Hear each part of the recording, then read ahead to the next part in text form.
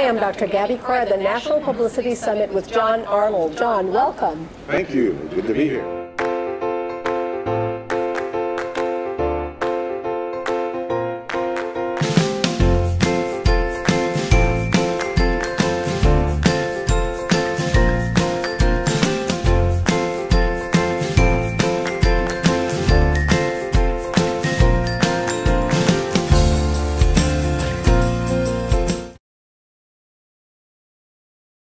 So you're here at the summit introducing your life work. Tell me what you've been working on for these years. Well, for 30 years I was a city manager, and I hired and fired people and won awards and wrote a newspaper column for 6 years and just did a lot of fun things. Ran a highway authority for 5 years, and then I got fired. And that was not a surprise, particularly, because in the city management business that happens. So did you see it coming, or? Yes, pretty well. The place where I was had fired the city manager every 3 years, whether they needed to or not. So you kind of knew that it was coming, the time was coming for you too. And so I planned for it, and I wrote my own contingency plan called fallback position. How many people do you feel do that? Not very many. Not very many. And in fact, a number of my friends also got fired, and they weren't prepared. As a consequence, it was devastating to them and to their families. It wasn't to me, because I had prepared for it. So I decided I'd write the book. Let people figure out how to do a fallback position for themselves so that they are protected and their families protected. Because if you go home on a Friday night and the axe has just fallen, and you have to talk to your 2 teenage daughters about giving up their cell phones and cutting out the cable. It's not easy. No, it wouldn't be easy. And it's happened quite a bit during the recession time. It's happened. Well, there are 15 million unemployed, another 4 million that are out there not even counted as being unemployed. And it's getting a little bit better, but it's got a long ways to go. And people need to know that there are 300 million highly educated Indians, Chinese, and Russians. And they want your job. And so you need to be prepared. New college graduates who are going out there this spring need to realize that they're going to have 8 careers. Not just jobs, but separate careers, with separate skill sets. And that's kind of daunting. And then the other information that's out there says that in 20 years, they're going to be doing a job that doesn't exist today. And they're going to be using a tool that doesn't exist today. So you say, how do you prepare for that? Very, very tough. So tell us 3 to 5 ways in which people can better prepare themselves.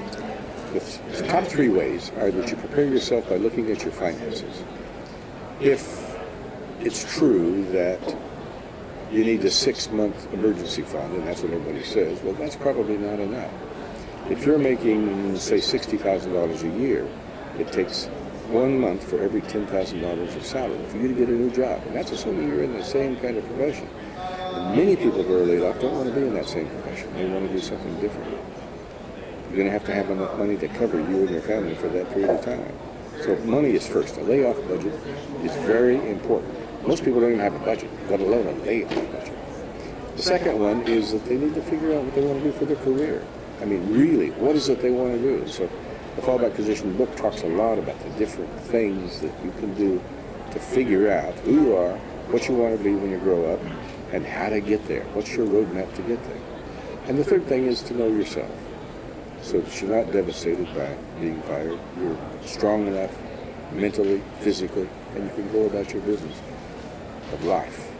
So from what you said from the very beginning, it looks like you went into a position realizing that it was going to be short-lived to begin with.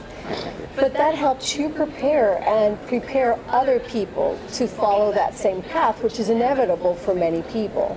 It's a good point. I did go into it thinking that it might be short-term. But on the other hand, I had enough ego to say, I could turn it around. I can make them like me, and I could be successful. And I was successful. But it didn't matter. They had to play a little power game, and so they did, as they do. It happened. And we always have that a bit of magical thinking that we can change things around, that it's going to be different this time. But to your point, it looks like there were some things that were beyond your control. Very much so. Very much so. So it happens. Is there anything else that you'd like to share with our audience around being fired, having a contingency plan, getting prepared, something about the newcomers or young college grads that are going into the workforce with huge loans? Huge loans, and very many, for moms and dads out there, you have boomerang kids. They go out and they try to get a job, they finish up college, and they end up with a lot of loan, but they don't, and they come back home. They live in the basement for a while. Now that's not particularly good, so you say, okay, how do you get out of that? How do you deal with these changes that are going on? And I think the answer is continuous education. You just must continue to go and learn something new. I say learn 2 new things every year. Learn a new human resources skill like negotiations, money management, teaching. Learn a new technology skill like how to use a computer, PowerPoint, something well enough to teach it. Then you're going to be maybe the last person tossed off the lifeboat. That's all you can hope. I know that's a great tip.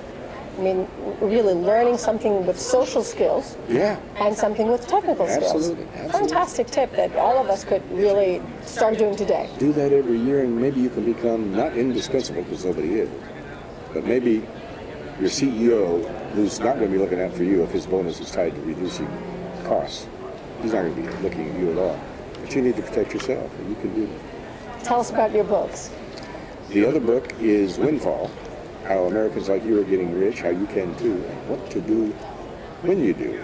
Preparing yourself for winning a lottery of financial planning and other odds of life.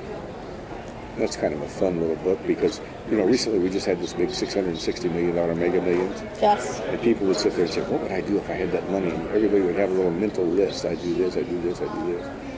But, you know, I never heard anybody say, I'm going to contribute my money to reducing the national debt. Never heard anybody say that, did you? No. It just goes to show you, once you get rich, you don't care about the national debt. You're just thinking beyond. That's exactly right. Wow. Anything else that you want to share with us about Windfall? Windfall is kind of fun because I do deal with financial planning, primarily. And saying, okay, look, we've got the NFL draft going on. These young guys are going to get big $10 million bonuses and so on.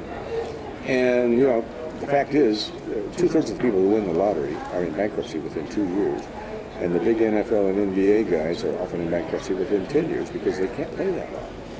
Many of them can. And they need to do financial planning and be very careful. And I always say you need 3 people. You need an accountant, you need an attorney, and you need a financial planner. Not just one. And not your brother-in-law, you know, who says, I know how to do it, I'll manage your money for you, because that's what trips a lot of people up. But these 3 people have different skill sets that are useful.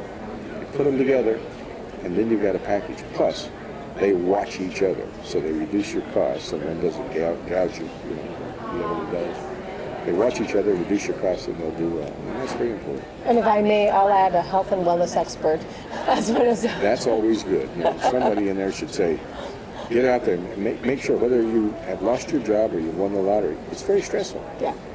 And you need to keep the nutrition and the health, the mental health and the physical health working. Good. I always, Fallback Decision talks a lot about nutrition. Don't drink too much. You know, don't change and stay home. You know, keep everything going. Absolutely. John, how can people get a hold of you and your books? The website is www.johnearnold.com. You can also get there with fallbackdecisionbook.com. Either one of those will work. And you can order the book over the internet, or there are other ways mentioned on the website. You can do that. Fantastic. Thank you so much. Thanks, Dr.